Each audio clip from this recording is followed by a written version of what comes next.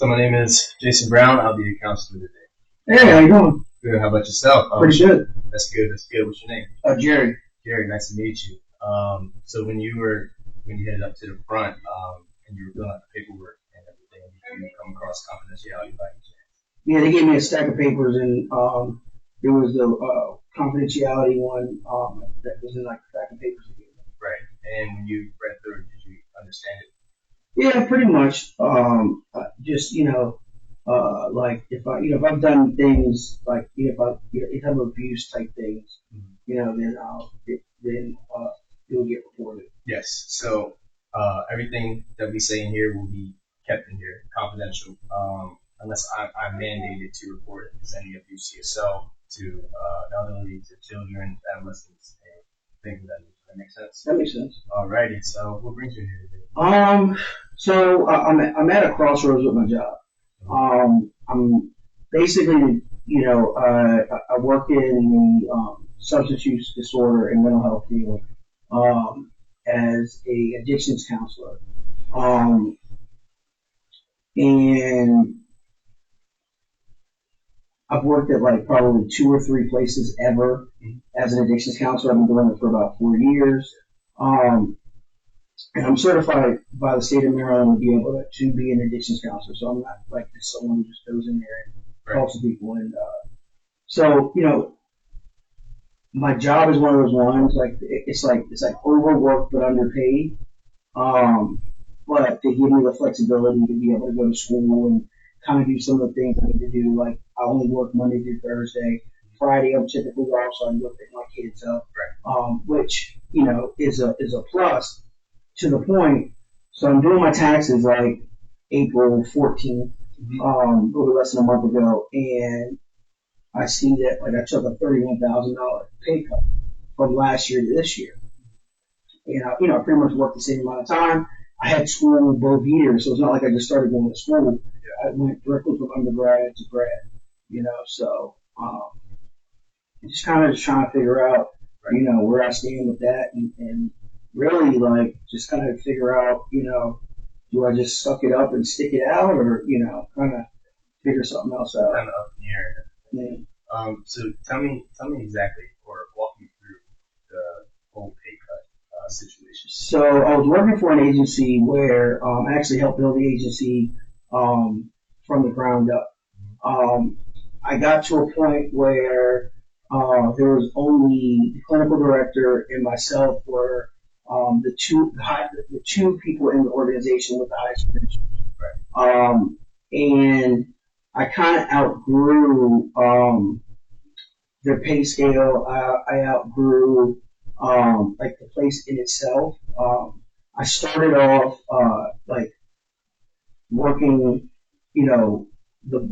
at the bottom, and I basically just worked my way, through the ranks. Taking the tests that I need to take, getting the different certifications until I was at the top. Right. And I think, once they saw that I was going to graduate from undergrad, they knew that my next request would be more money.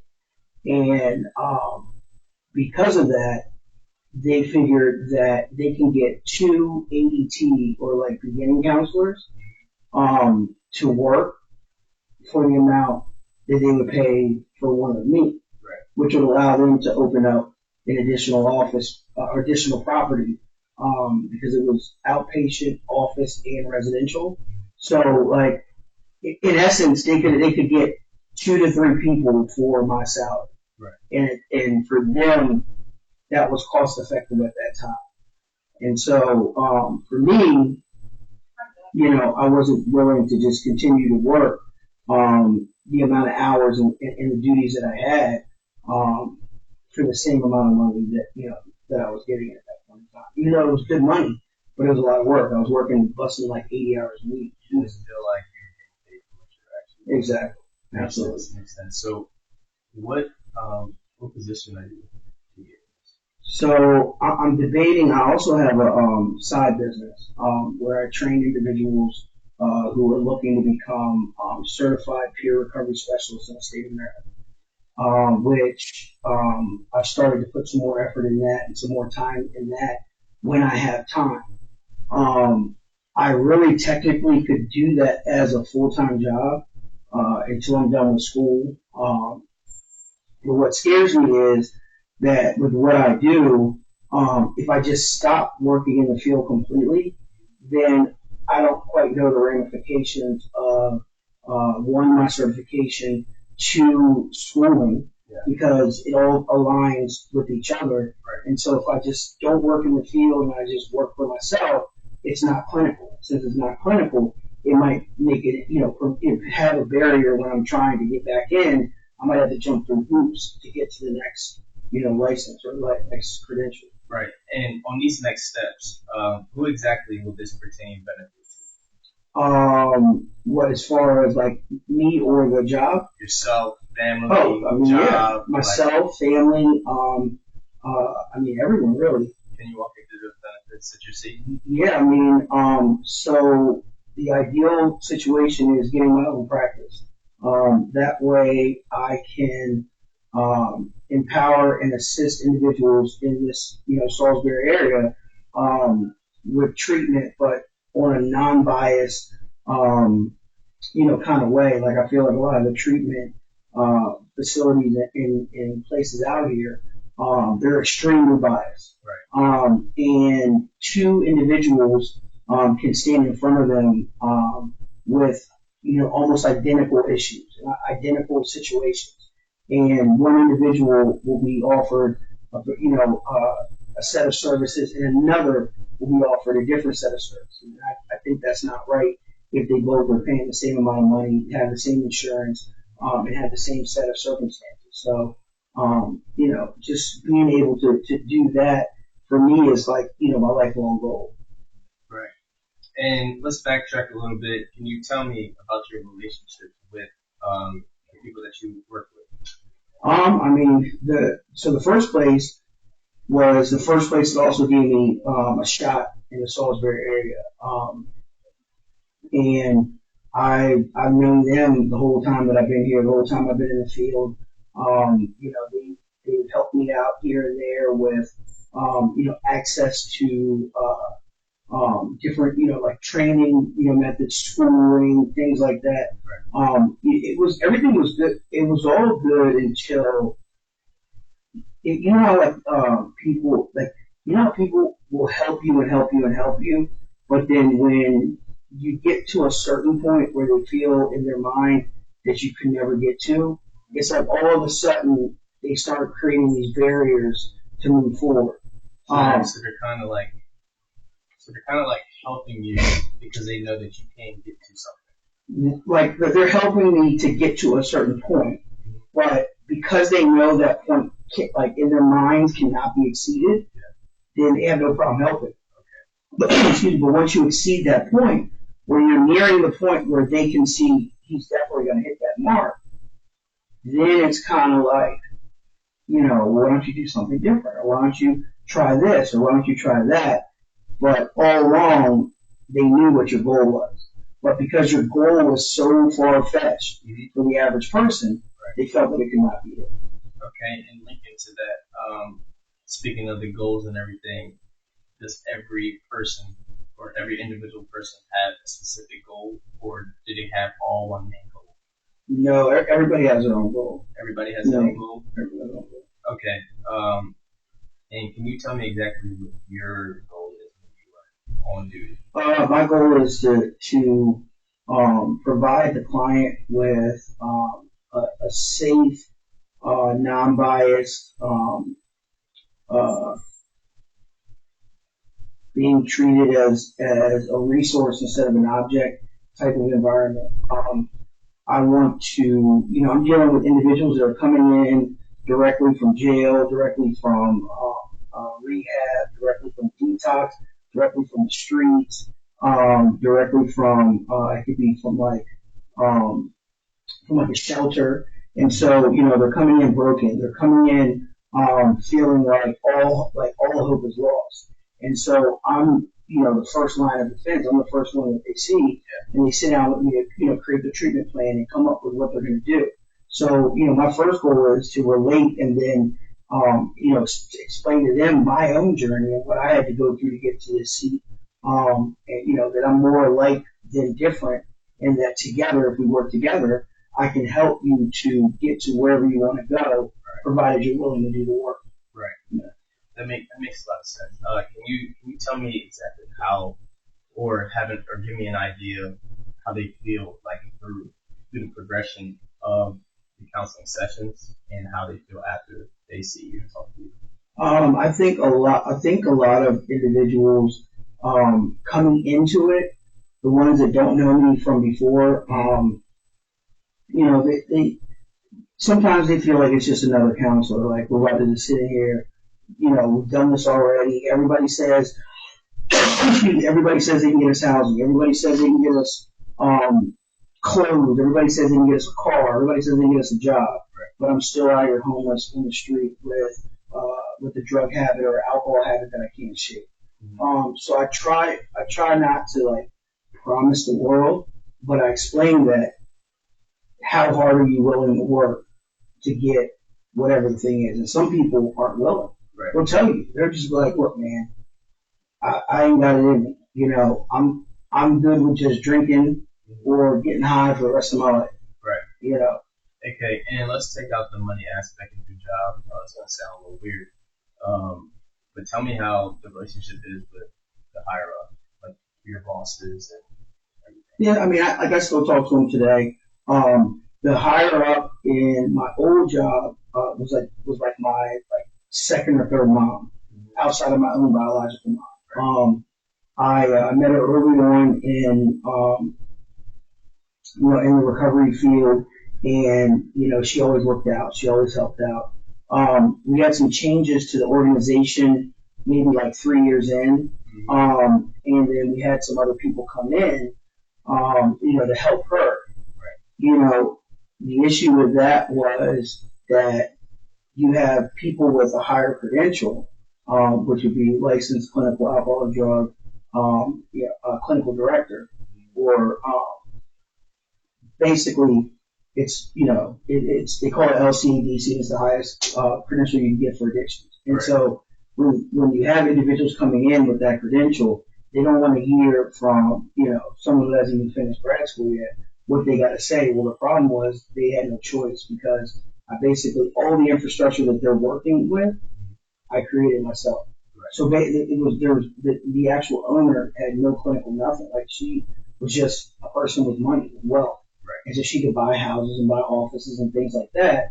But she didn't, she really leaned a lot on me to provide, the other pieces. So that was like a disconnect. So I knew like at like the 4-year point, I knew like at some point, right. I was going to have to do something else, which I was good with. And then I went back to my old employer that I actually did my first 2 internships with, which is cool, but he's like 70 something years old. He's working on a retirement, and myself and the other 2 counselors that are there are basically his retirement plan. So he doesn't want to raise any, like he wants to pay with like bare minimum.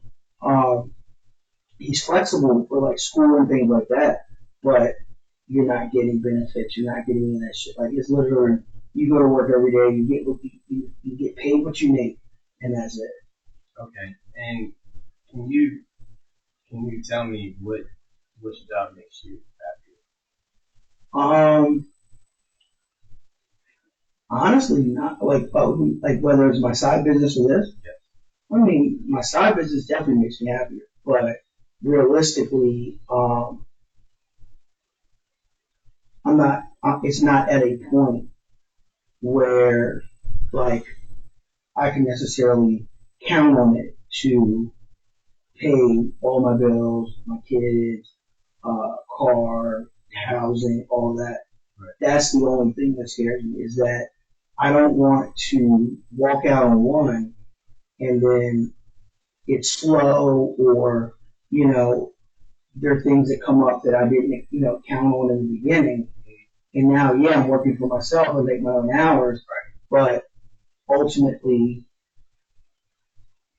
I'm not at a point where it's going to give me the type of money that I need to survive, which it should. Right. But makes sense. Yeah. And can you tell me a little bit about life at home? Life at home is decent. I live by myself. I have a girlfriend that I've known for a year and a half now ish. I don't know, man. I usually get my kids. My kids come up. They're in DC. I mean, at home, it's chill. Like, my chick works. She works at a local rehab. So, she's been there for 16 years, something like that. She's in school, getting her master's in social work. So, she's in the field, so she understands the field. She's got her own house in Princess Anne down here, or somewhere around here in Princess Anne. But ends up staying in my house most of the time, which I really don't care. And have you guys ever talked about taking the next step, moving in, helping each other financially? Yeah, so I got 3 kids. She's got 1. Her daughter is out here in school. She's a senior at one of these schools in the area. Well, no, she's a junior at one of these schools in the area. Her senior year will be next year. So, and then I have, my oldest son is 15. He'll be a junior next year. The other 2 are still younger. And so, all of our friends that we know, have been, getting married over the last couple of years. But I don't really know if, because I've been married before, and I don't really know if, I'm even cut out for that, just, not from, an infidelity type thing, but more from, I got so many goals and so much I'm trying to do in my life that, added drama, added stress, added anything deters me from my ultimate goal. Now, if I get to my ultimate goal, then yeah, that's on the table. But, I think she's understanding more so that once her daughter goes to college and once she leaves to go to college, then she's going to start putting the press on. But right now, it's kind of she's got her stuff she's got to do. I got my stuff I got to do. There's really not a lot of time, the planning and all that, So what are those things stopping you from doing on the road to achieve? Because I see that myself. You mentioned stress. Yeah, myself. Yeah. Also. I would say not devoting my time to the places that my time needs to be devoted and getting caught up in wasting time with things I'll go and I'm on the board of an organization as a treasurer. So when I agreed to do it, I'm thinking this is a 1 to 2 hour a month, commitment. Yeah. But their accountant sucks. The treasurer before didn't understand QuickBooks, didn't understand financial statements, didn't understand any of this stuff. So I've been devoting more hours to that than my regular job and my side job. So not having the ability to just shut them down and be I don't got the time for it are the types of things that deters me from my ultimate goal. If I could just shut everything down, accept and focus on, what I want to do in life, it'd be a lot easier. But what's stopping you from turning them down? Well, one is they got a $300,000 grant that I'm working off of. So not as the role for the board. That's just that's basically just free work pretty much. Yeah. But my side business that I do training, they have a consistent flow of people that are coming that need training. They need training. And so the grant pays me to train the people. Right. So that's one of my vendors. So it's I can, flip them off, but then they're going to cut me at the knees on the training section, and that's going to cut a good portion of, monthly income out that I'm getting directly from them. Right. So it's kind of and they're 2 different things, but it's the same organization. I didn't know, when I took on the position on the board, I didn't even know I was going to end up doing the training for him. I'd been doing the training, but I didn't even know that was going to be a thing, and it just came up out of nowhere. Right.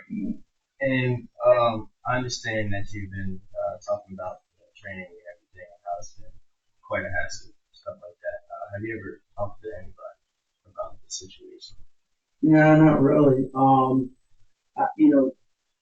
They know, but I've said something to them. I've never really, it's like, so like that, just the people on the board and like the executive director and things like that. Gotcha. But like, I know her personally, and so on many occasions she's just been like, Jerry, please, I just need you just to hold me down until I can figure out and find another treasurer. But I got it. Like, the accountant is just like, because basically what happens is they pay the accountant for a certain amount of hours of work.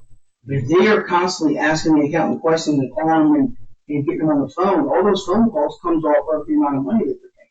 Right. So they'll blow the money between like 5 people calling the same person, like, hey, what about this? What about that? And like, they say at the meetings, like, don't call her. Yeah. And they still, like, it's just they're older and they're stuck in their ways. And so, we don't realize that, like, you're paying per hour. So you're blowing your hours. They only get a certain amount of hours per month. So if it's 10 hours per month, and you're on the phone for 5 of them, how the hell is she supposed to do financial statements? Right. And then that leaves me to have to try to clean the mess up and try to fix it and get it right. I was about to say, it seems like you have a good idea and a good understanding of what's going on, right? What's going wrong, and things that need to be changed. Yeah. Have you tried to address this? Yeah, but the problem is that they don't want to spend any more money for the accountant. They don't necessarily want to pay me to do it because in their mind, because I'm not a certified public accountant or CPA, that like in their mind you have to be a CPA in order to get paid. But what they don't realize is that my set of life skills and the skills that I bring to the table is like all I've done is investments in financial stuff all of my life from the time I was like 7 years old.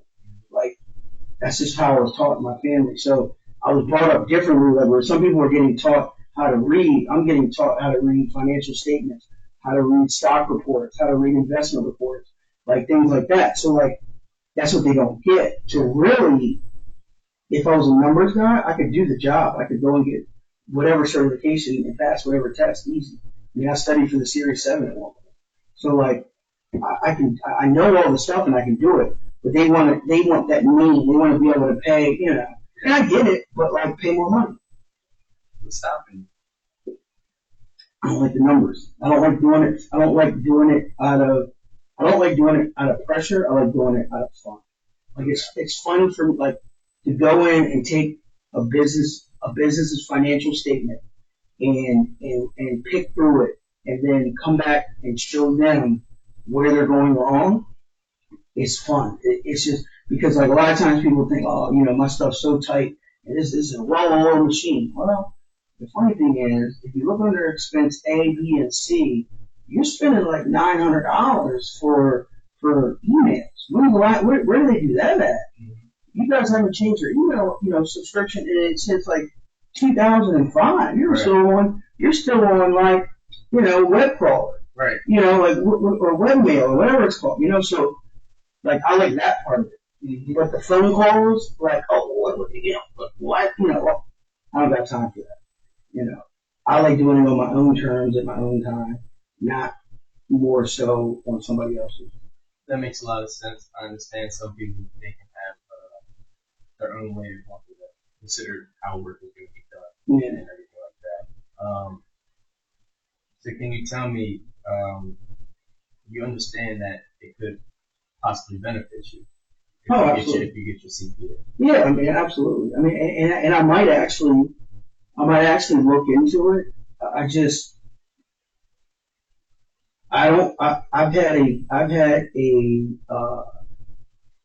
had a dark side, for lack of better words, in my life to where, because of my ability to manipulate numbers, at one point in time in my life, I would do some like wild manipulations, especially when it has to do with the automobile industry. And although I never like ever got like into any legal trouble, I had a couple situations where I potentially could have been put away, locked up for the rest of my life, like that type of stuff. So like I have a very high greed level that I've worked on over the years. But when I was like in my 20s, that level was at all time high, and so I would manipulate different things in order, for my own gain.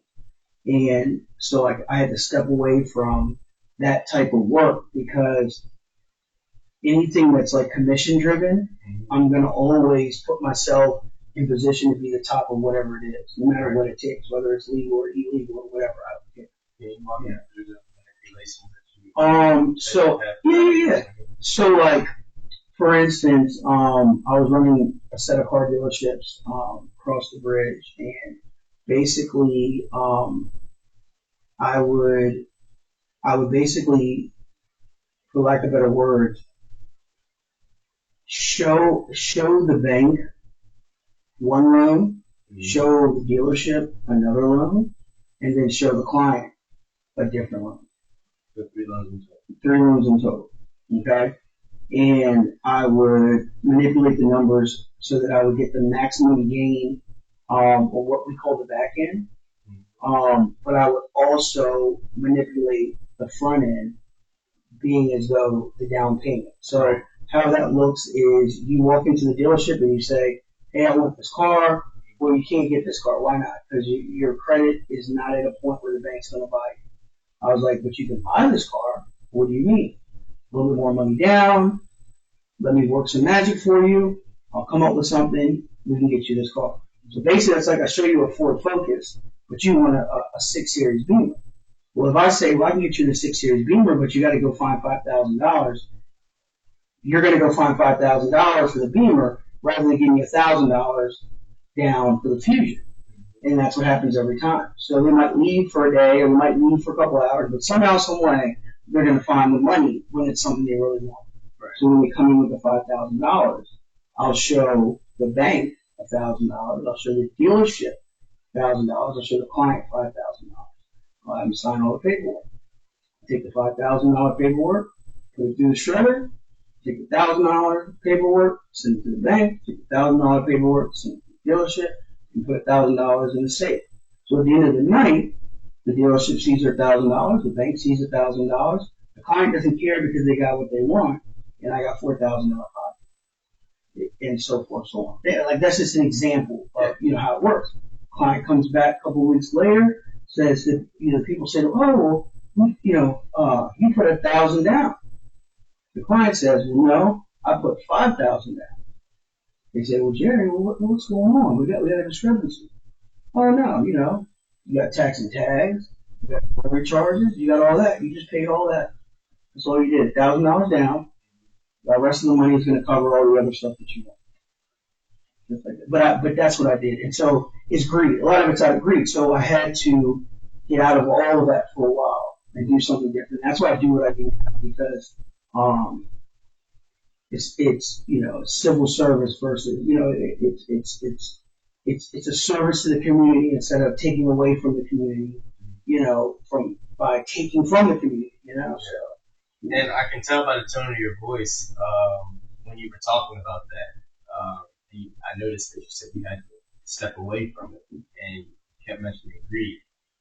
Have you felt some sort of guilt? Always. I mean, I used to tell myself, I used to not feel guilty at the time because of the fact that you were stuck in the moment. I was stuck in the moment, and I rationalized the fact that the person would have never ever been able to get the vehicle they got if I hadn't done what I did. See, because the service that they were getting was that they were buying a car that they never would have been able to go anywhere else in the world to be able to buy. Right. Because they didn't realize that in order for them to get the loan, I had to manipulate the other side, which is the loan officer that I'm on the phone with. I had to manipulate them to get enough money for them to buy the car. Still didn't mean I was able to take the extra 4,000 and put it in my pocket. Right. But so that was, but then when I look at it, I basically strong armed them for, an amount over what they thought that they were putting for, a particular thing. And so, I still see people to this day when I go home, I got a couple people in my family that, either they trade the car, but the good in it is that there's also a lot of people that I know that because of that opportunity to get that car, they're now back on track with their credit. They have their next car they bought was something they really, really wanted, So now they're able to co-sign for their son or their daughter to be able to get another car. Like, you would think I would walk into like a family reunion and all of the people I sold a car to would be like, "You piece of crap!" What like it's they got what they thought they were getting and signing a deal basically to be able to buy what they want. Right. Exactly what happened, they have no idea, and they probably never will know. Right. To this day, people are like, "Man, you sell cars still?" Nah, you finance them still? Nah, nope. I don't do none of that. So it's kind of a blessing and a curse at the same time. So it's a blessing to the person or the customer that you're dealing with, but it's also a curse on the guilt aspect of yourself. Absolutely. So why don't you use the, I don't want to say, well, I can use the term as gift of knowing how to manipulate everything for the good, for the greater, in your situation with your job now? I think because no matter what, there's something about the lifestyle that comes with sales and marketing from that angle that it's like a drug for me. Like, I want more. As soon as I get a hold of it,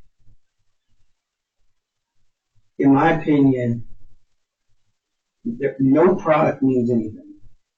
Everything is a sales process, and if you understand sales processes, you could get that eraser and market that eraser. I could just get something stupid. I could get a thumbtack, and I could go out and present that thumbtack to every teacher that's in this whole entire building, and I will have them thinking it's an AI thumbtack, and every single one of them will give me $5.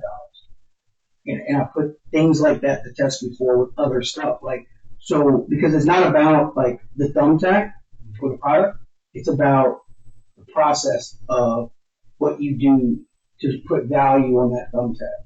Right. Because what's value really? If you really think about it, what's value? Right. It's only what people are willing to give or willing to put for whatever an item is.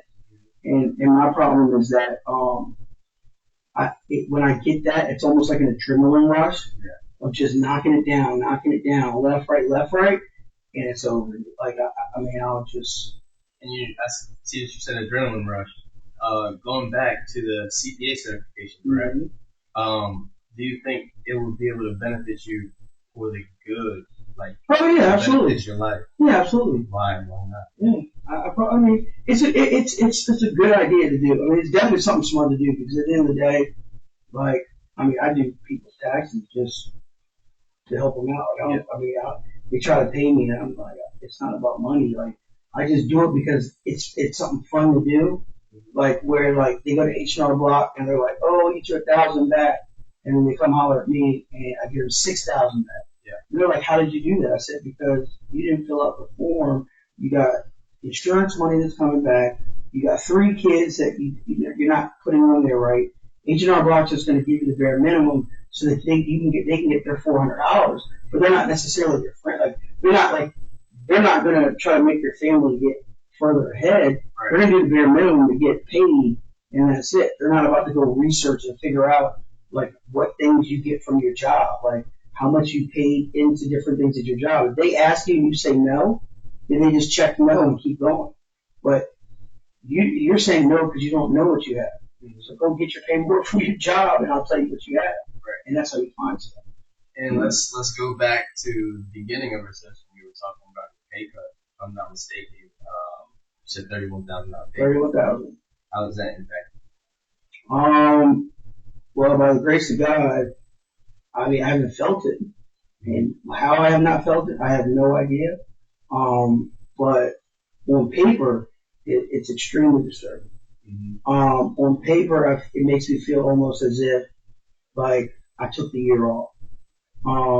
And I had no idea. Right. And I took no time off. I worked the same amount of time, same amount of hours, but I was making probably like $10 less an hour. Right. Which for me, that's, it's a good amount of money. And I can tell that you're a really, really great guy. You care for your kids and you care for yourself, and you just always want the better. And going back again, noticing that you had a $31,000 pay cut. Do you think how would you want to portray as yourself, like to your kids, knowing that I can get that back or if more? I would tell them that basically in life you gotta make a decision and just go for it, and don't be afraid to fail, because failure is what makes you better in anything. Like if you never fail, then that means you never tried. You'll be sitting on the sofa. You know, I try not to teach them it's all about winning, because it's not all about winning. It's about getting off the sofa and putting in the effort to do something. You want to win. Winning is great, but there's no one that always wins and never loses. And you got to be able to lose and not consider it a loss, but consider it a learning lesson to be able to continue to win, so that you can continue to win for a lot longer. And that's basically what it means. Make your mind up and do it. Like, anything that you want to do, think about it for 2 minutes. Like a decision, not like a big, like, should I get married? I'm not saying that. But like, if my choice is, do I sit on the sofa or go practice the piano? Give yourself 2 minutes. Make the decision within 2 minutes. Go. That'll teach you not to procrastinate. Should I do my homework or should I play video games first? Whatever the decision, right or wrong, do it within 2 minutes. Right. Give yourself 2 minutes to think, pros and cons, what you think, whatever, and then go. And I like how you said that. So I think this will be a good stopping point for us. Okay. So I understand. So we went over the things that you've been going through in your life recently. So you had this. You talked about both of your jobs, and you talked about the weight of the job that you're dealing with. So you're dealing with you could be potentially making more money due to getting your CPA certification and everything, but it's something that's stopping you from doing so. Your kids play an important role in your life as well. So you have a girlfriend, as you mentioned, but you do not live together, correct? And we kind of dove into talking about some of the past as well that you also gained a gift, and that could possibly help you as well in the job that you're dealing with now. So I noticed that you mentioned pros and cons, and that's what I'm going to want you to do. Looking forward to the next session. So when we come in here for the next session, I want you to make a list, pros and cons, on the benefits that you can get just by taking the next steps, which would be getting your CPA certification to potentially make more money and to just better off give you peace as well. Because I understand times is tough in this world now. Does that make sense? Absolutely. All right. Absolutely. Sounds good. So I'll see you in the next session. I'll see you next session. Thank you. Thanks again. Mm-hmm.